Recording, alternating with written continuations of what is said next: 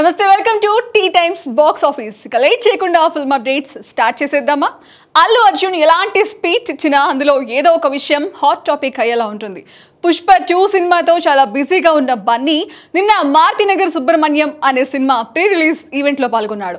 ఇక సుకుమార్ భార్య తబిత సమర్పకురాలిగా ఉండడంతో ఆమె పిలవగానే వేడుకకు హాజరయ్యారని బన్నీ తెలిపారు. అయితే వేడుకలో బన్నీ చేసిన కొన్ని కామెంట్స్ మరింత హాట్ టాపిక్ గా మారాయి. ముందుగా తన ఫ్యాన్స్ పై ప్రేమను కురిపించేలా మాట్లాడిన బన్నీ ఆ తర్వాత ఇష్టమైన వారిపై ప్రేమను చూపించాలి, నాకు ఇష్టమైతే వస్తా, నా మనసుకు నచ్చితే వస్తా అని అన్నాడు.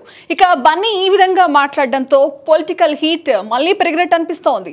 బన్నీ మాట్లాడిన సందర్భం తబిత కోసమే అయినా ఇంతకు ముందు వివాదంకు అర్థం చెప్తున్నట్లు ఉందని సోషల్ మీడియాలో టాక్ మొదలైంది. నా మనసుకు నచ్చితే వస్తా అనే లైన్లో ఇప్పుడు శిల్పా రవిచంద్ర కిషోర్ రెడ్డి గురించే అనే చర్చ మొదలైంది. ఆంధ్రప్రదేశ్ ఎన్నికల సమయంలో అల్లు అర్జున్ మరియు జనసేన మద్దతుదారుల మధ్య వివాదం చర్చనీయాంశంగా మారిన విషయం తెలిసిందే.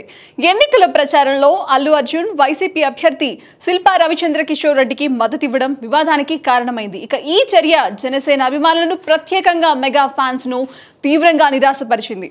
సోషల్ మీడియాలో ఈ ప్రచారం తర్వాత భారీ స్థాయిలో విమర్శలు వస్తూనే ఉన్నాయి. వీటికి సంబంధించిన మరో కీలక అంశం నాగబాబు చేసిన ఇండైరెక్ట్ ట్వీట్.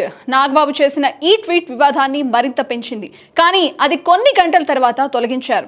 ఇక అప్పటి నుంచి మెగా ఫ్యాన్స్, బన్నీ ఆర్మీ మధ్య వాగ్వాదం కొనసాగుతూనే ఉంది.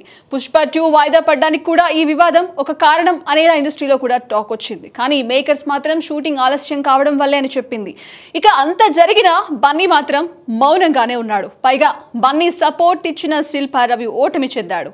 ఇక సపోర్ట్ చేసిన విషయంలో అయితే బన్నీ తగ్గేదేలే అన్నట్టు సంకేతాలు ఇస్తున్నట్లు ఓ వర్గం వారు మాట్లాడుకుంటున్నారు. అయితే ఈ విషయంలో బన్నీ భవిష్యత్తులో డైరెక్ట్ గా స్పందించాల్సిన పరిస్థితి తప్పకుండా ఎదురవుతుంది. పుష్ప 2 ప్రమోషన్ చేసే క్రమంలో పొలిటికల్ ప్రశ్నలు రాకుండా ఉండవు. ముందుగానే బన్నీ ఒక సంకేతం ఇచ్చినట్లు అనిపిస్తోంది. మరి ప్రమోషన్ సమయంలో ఈ వివాదంను బన్నీ ఎలా డీల్ చేస్తాడో చూడాలి.